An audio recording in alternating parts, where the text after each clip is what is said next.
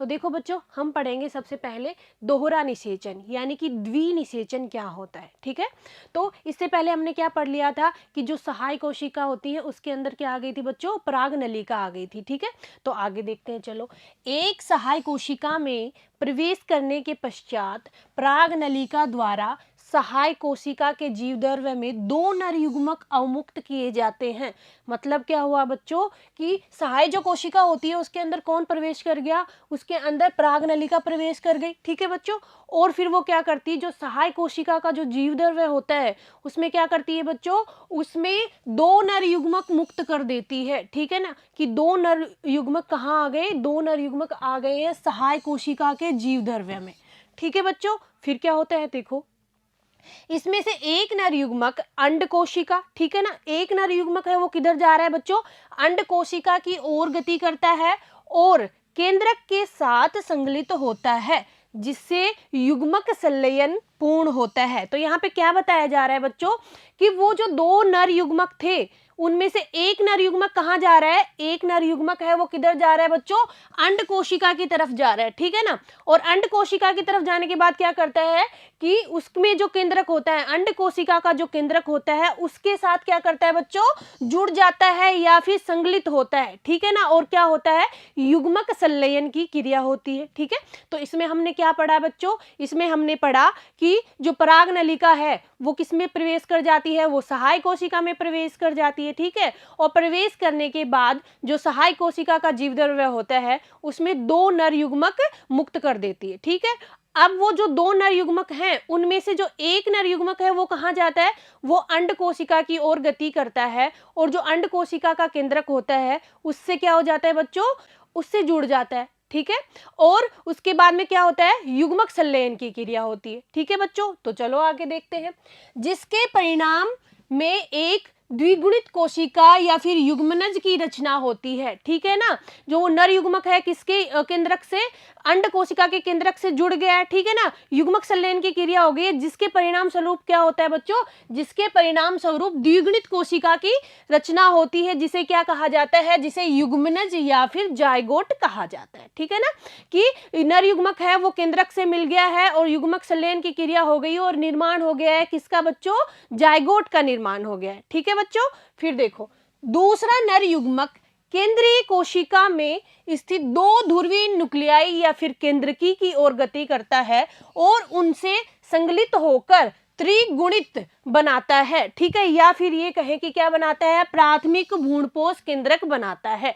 ठीक है बच्चों, क्या बताया जा रहा है कि युग्मनज बन गया है, कि कौन सा केंद्रक बनाया है, जो अंड कोशिका का केंद्रक और जो नर युग्मक था वो मिलके क्या बना रहे, युग्मनज बना लिया। ठीक है, अब किसकी बात हो रही है, जो दूसरा नर युग्मक था उसका क्या हुआ, तो वो गति करता है बच्चों किसकी तरफ, जो ध्रुवीय न्यूक्लियाई होते हैं। ठीक है, जो ध्रुवीय केंद्रकी होते हैं उनकी ओर गति करता है।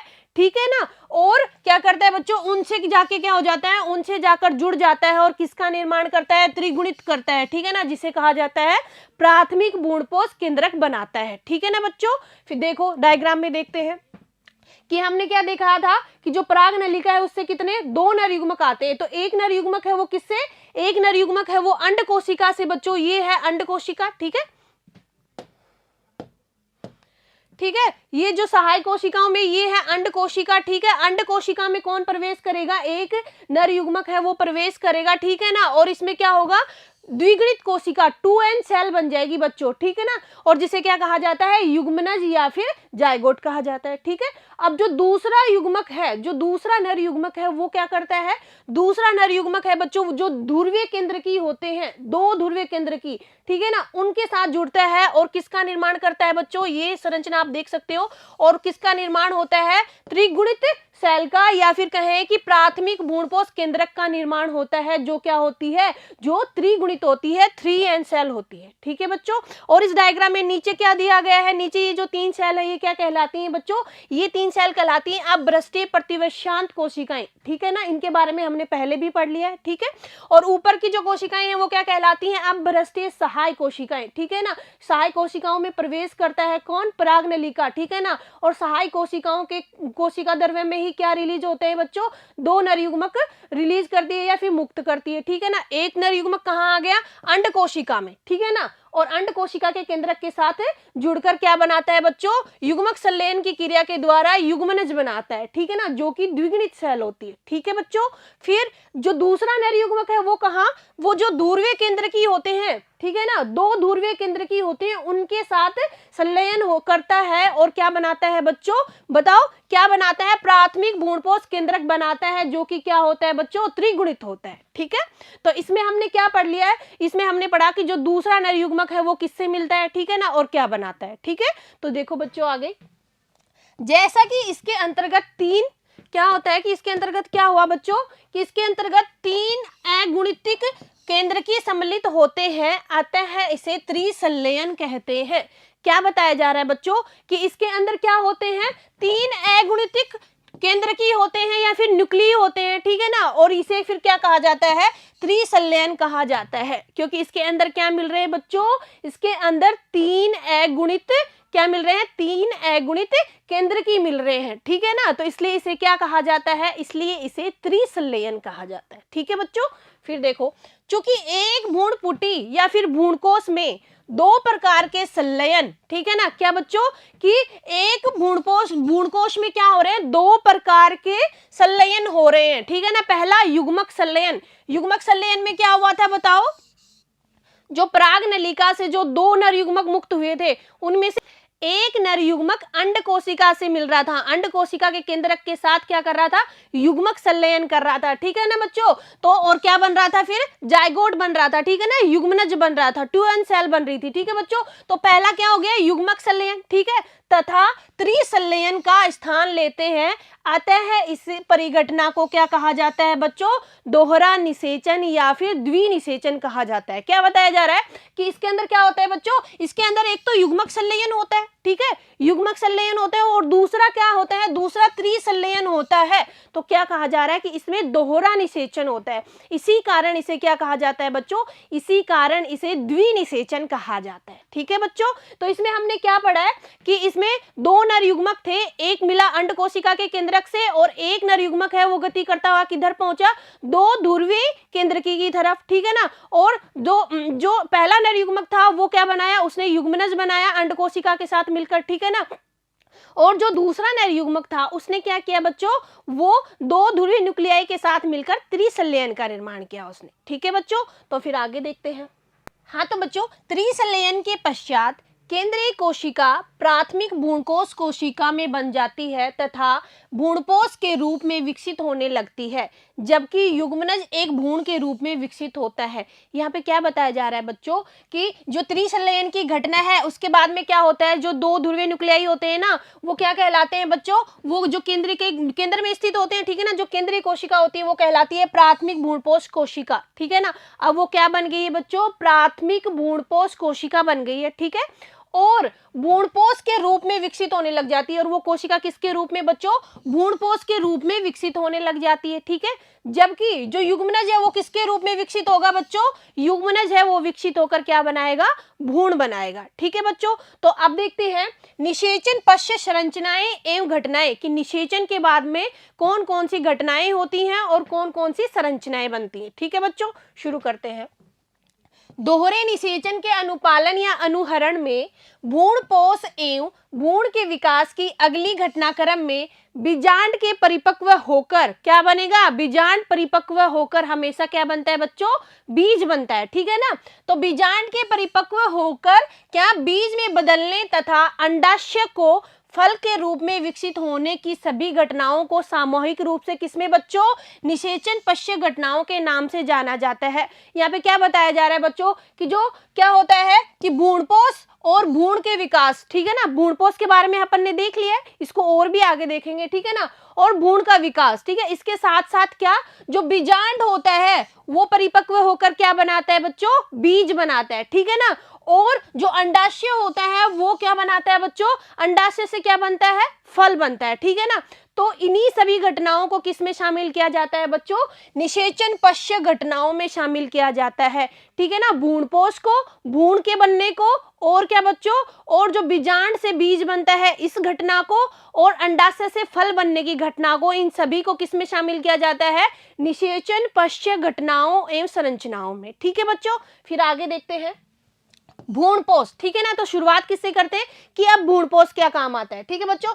प्राथमिक भ्रूणपोष कोशिका क्या करती है, बार बार विभाजित होती है तथा एक त्रिगुणित भ्रूणपोष ऊतक की रचना करती है। क्या बताया जा रहा है बच्चों कि जो प्राथमिक भ्रूणपोष कोशिका होती है, इसके बारे में अपन ने पढ़ लिया था ना, दो ध्रुवीय केंद्रकी और परागनलिका का एक नर युग्मक क्या बनाते हैं, मिलके क्या बनाते हैं बच्चों, प्राथमिक भ्रूणपोष कोशिका बनाते हैं, ठीक है ना। और ये प्राथमिक भ्रूणपोष कोशिका क्या करती है, फिर बार बार विभाजन करती है बच्चों, ठीक है। और बार बार विभाजन करती है और किसका निर्माण करती है बच्चों, त्रिगुणित भ्रूणपोष ऊतक का निर्माण करती है या फिर रचना करती है, ठीक है बच्चों। फिर देखो क्या होता है, इन ऊतकों की कोशिकाएं संरक्षित खाद्य सामग्री से पूरित होती हैं और विकासशील भ्रूण की पोषकता के लिए उपयोग किए जाते हैं। क्या बताया जा रहा है बच्चों कि ये ऊतक हैं, ठीक है ना, ये क्या करते हैं, इन ऊतकों की जो कोशिकाएं होती हैं वो क्या होती है बच्चों, रक्षित खाद्य सामग्री से पूरित होती है। मतलब कि उनके अंदर क्या होती है बच्चों, उनके अंदर जो ऊतकों की जो कोशिकाएं होती हैं उनके अंदर खाद्य सामग्री रहती है बच्चों, ठीक है ना।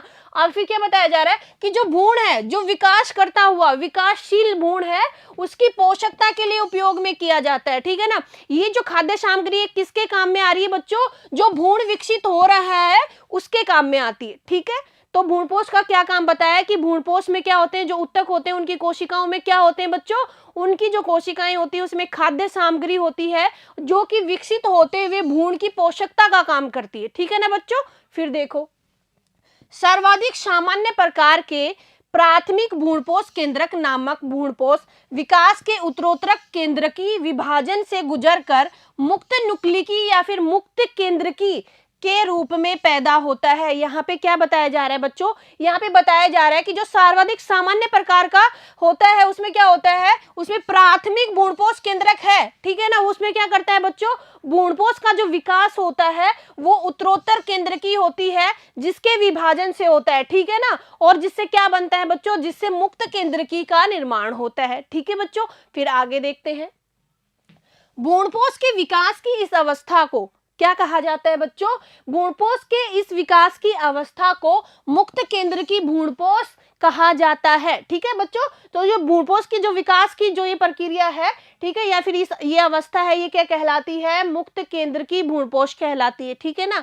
और क्या बच्चों, इसके सापेक्ष ही कोशिका भित्ति रचना स्थान लेती है और भ्रूणपोष कोशिकीय बन जाता है। क्या बताया जाता है, इसके साथ ही क्या होता है, जो कोशिका भित्ति है उसकी भी रचना उसकी भी रचना होने लग जाती है, ठीक है बच्चों। फिर क्या होता है, और भ्रूणपोष है वो क्या बन जाता है बच्चों, वो कोशिकीय बन जाते हैं, ठीक है ना। क्या नहीं रहता है, वो मुक्त केंद्रकी नहीं रहता है, क्या बनने लग जाता है उसके अंदर, कोशिकीय, भ्रूणपोष कोशिकीय बन जाता है, ठीक है ना बच्चों। तो अब बात आती है, कोशिकीकरण से पहले मुक्त न्यूक्लियाइयों की संख्याओं में व्यापक विभिन्नता होती है। क्या बताया जाता है कि ये जो कोशिकीकरण, ठीक है ना, ये जो प्रक्रिया है इससे पहले क्या होता है, इससे पहले मुक्त जो केंद्रकी होते हैं या फिर मुक्त न्यूक्लियाई होते हैं उनकी संख्याओं में क्या होती है बच्चों, व्यापक भिन्नता होती है, ठीक है बच्चों।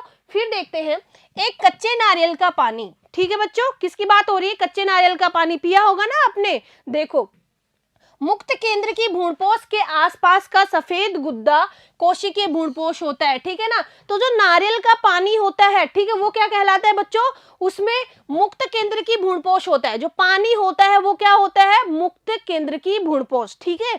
और उसके आसपास का जो सफेद गुद्दा होता है उसे क्या कहते हैं बच्चों, वो होता है कोशिकीय भ्रूणपोष, ठीक है ना।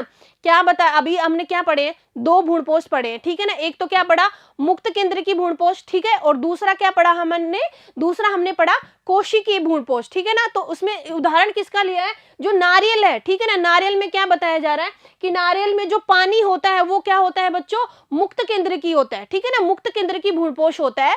और उसके चारों तरफ क्या होती है, सफेद सफेद क्या होता है बच्चों, गुद्दा होता है, जिसे मलाई भी बोलते हैं अपन, नारियल की मलाई, ठीक है ना। तो क्या होता है, जो सफेद गुद्दा होता है वो क्या होता है बच्चों, वो होता है कोशिकीय भ्रूणपोष, ठीक है ना। वो सफेद गुद्दा कहलाता है, क्या कहलाता है बच्चों, वो कहलाता है कोशिकीय भ्रूणपोष, ठीक है।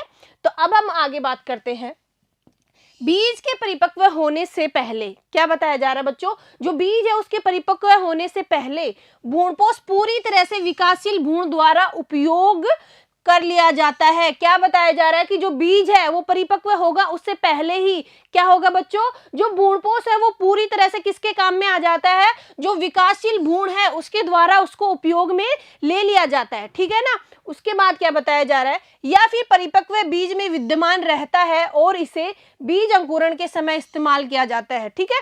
अगर भ्रूणपोष रह भी गया है, अगर भ्रूणपोष है तो वो कब काम में आ जाता है बच्चों, बीज के परिपक्व होने के बाद में भी अगर भ्रूणपोष बचा हुआ है तो वो कब काम में ले लिया जाता है बच्चों, जब बीज अंकुरण का समय होता है तब उसको काम में ले लिया जाता है, ठीक है बच्चों। फिर आगे देखते हैं, भ्रूण, हमने किसकी बात कर ली है बच्चों, हमने भ्रूणपोष की बात कर ली है। अब हम किसकी बात करेंगे कि भ्रूण, ठीक है ना। भ्रूण क्या होता है, भ्रूण भ्रूणकोश या पुट्टी के बीजाणुद्वारी सिरे पर विकसित होता है, ठीक है। बीजाणुद्वारी सिरा क्या होता है, पढ़ लिया था अपन ने पहले, ठीक है ना, जिधर बीजांड द्वार होता है, ठीक है ना। हमने क्या देखा था कि जो बीजांड द्वार होता है उसके साइड का जो सिरा होता है, उसकी बीजांड द्वार के हिस्से वाला जो सिरा होता है वो क्या कहलाता है, बीजांड द्वारी सिरा कहलाता है, ठीक है बच्चों। अब विकसित होता है, ठीक है ना। तो भ्रूण है वो कहाँ पे बता रहा है बच्चों, भ्रूणकोश या पुट्टी के कौन से हिस्से में, कौन से सिरे में, बीजांड द्वारी सिरे में विकसित होता है जहां पर युग्मनज स्थित होता है, ठीक है ना। क्या स्थित होता है बच्चों, युग्मनज स्थित होता है, ठीक है। युग्मनज के बारे में अपन ने पढ़ ही लिया था कि जो पराग नलिका होती है वो अंड कोशिका के केंद्रक के साथ मिलकर, पराग नलिका से जो 2 नर युग्मक निकले थे उनमें से एक नर युग्मक है वो अंड कोशिका के केंद्रक के साथ मिलकर किसकी रचना करता है, किसकी, युग्मनज की रचना करता है, ठीक है बच्चों। ये हमने पढ़ लिया था पहले। फिर क्या होता है, अधिकतर युग्मनज, क्या बताया जा रहा है बच्चों, अधिकतर युग्मनज तब विभाजित होते हैं जब कुछ निश्चित सीमा तक भ्रूणपोष विकसित हो जाता है। क्या बताया जा रहा है कि एक निश्चित सीमा तक भ्रूणपोष अगर विकसित हो गया तभी क्या होगा बच्चों, तभी युग्मनज क्या करता है, विभाजन करता है, ठीक है बच्चों। तो इसमें हमने क्या देखा है कि जो भ्रूण है वो भ्रूणकोश या पुट्टी में क्या करते हैं बच्चों, कौन से हिस्से में, बताओ कौन से हिस्से में विकसित होता है, वो बीजांड द्वारी सिरे पर क्या होता है बच्चों, विकसित होता है। वहां पे क्या स्थित होता है, वहां पर स्थित होता है क्या बच्चों, युग्मनज स्थित होता है, ठीक है। उसके बाद में हमने इसमें क्या पढ़ा कि युग्मनज है वो कब विभाजित होने लग जाता है, जब भ्रूणपोष क्या हो जाए बच्चों, भ्रूणपोष है वो कुछ निश्चित सीमा तक क्या हो जाए बच्चों, विकसित हो जाए, उसके बाद ही युग्मनज है वो क्या होगा बच्चों, विभाजित होने लगता है, ठीक है।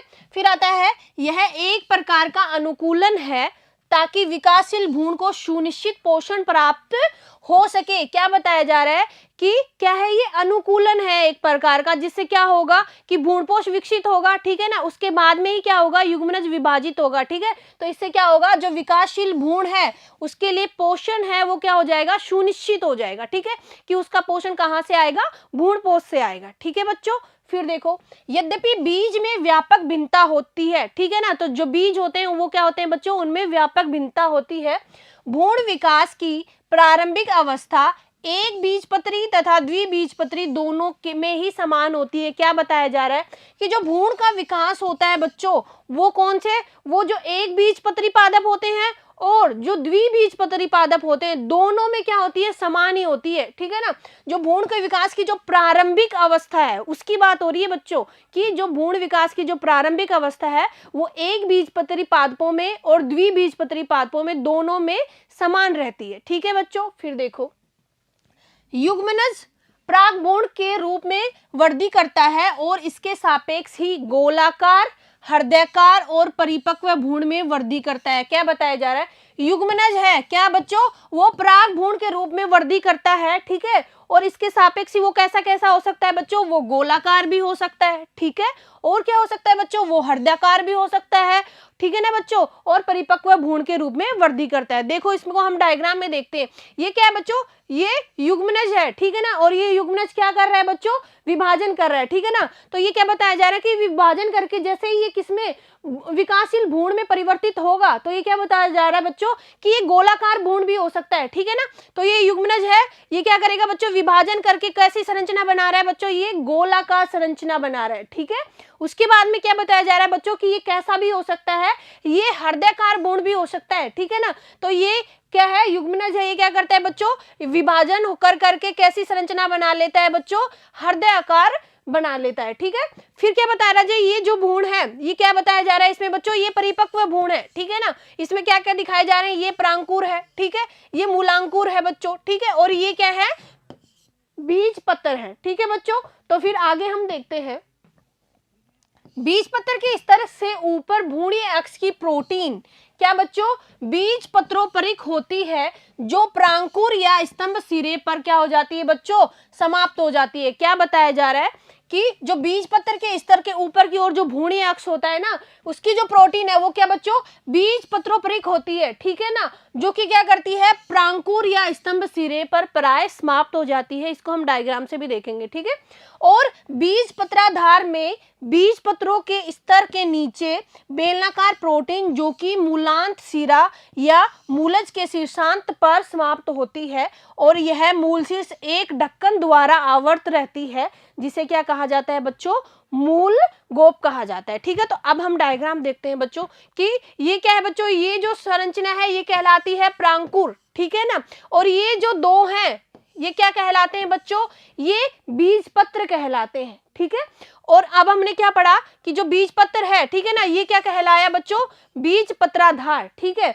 और ये नीचे की तरफ आता है मूलांकुर, और मूलांकुर क्या पढ़ा था हमने कि मूलांकुर है वो एक ढक्कन के द्वारा आवर्त रहता है, जिसे क्या कहा जाता है बच्चों, मूल गोप कहा जाता है, ठीक है बच्चों। तो ये किसकी संरचना है, ये द्विबीजपत्री बीज की संरचना है, ठीक है, ये द्विबीजपत्री भ्रूण की संरचना है, ठीक है बच्चों। उसके बाद हम देखते हैं, एक बीजपत्री भ्रूण केवल एक बीजपत्र होता है। घास परिवार में बीजपत्र को, ये इसमें क्या बताया जा रहा है कि जो घास परिवार है उसमें जो बीजपत्र को क्या कहा जाता है बच्चों, स्कूटेलम कहा जाता है। क्या कहा जाता है बच्चों, प्रशल्क कहा जाता है, ठीक है बच्चों। तो यहाँ पे क्या बताया जा रहा है कि एक बीजपत्री भ्रूण में केवल कितना पत्र होता है बच्चों, एक बीज पत्र होता है, ठीक है। इससे पहले हमने डायग्राम में देखा था कि वो किसका था, द्विबीजपत्री भ्रूण था, तो उसमें कितने बीज पत्र थे बच्चों, दो बीज पत्र थे, ठीक है ना। तो इसमें क्या बताया जा रहा है कि जो एक बीजपत्री भ्रूण होता है उसके अंदर कितने बीज पत्र होंगे, एक बीज पत्र होगा, ठीक है बच्चों। और क्या बताया जा रहा है कि जो घास परिवार में जो बीज पत्र होते हैं, ठीक है ना, वो क्या कहलाते हैं बच्चों, वो प्रशल्क कहलाते हैं, ठीक है ना, या फिर क्या कहलाते हैं बच्चों, स्कूटेलम कहलाते हैं, ठीक है। उसके बाद आती है जो भ्रूणीय अक्ष के एक तरफ स्थित होते हैं, ठीक है ना, जो भ्रूणीय अक्ष होता है उसके एक तरफ या फिर क्या कहा जाता है, पार्श्व की ओर स्थित होते हैं, ठीक है बच्चों।